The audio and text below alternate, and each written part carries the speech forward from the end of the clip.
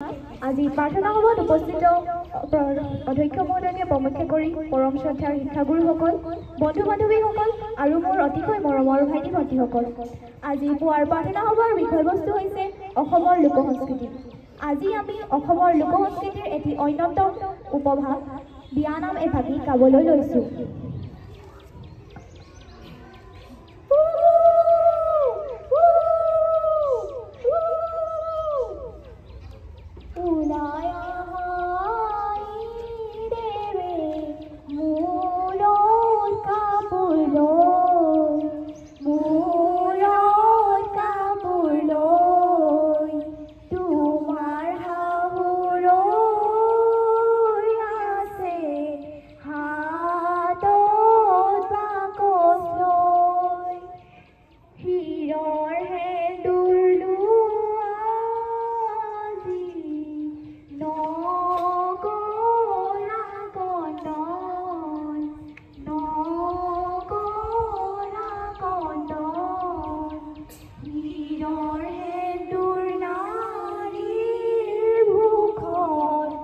Wow.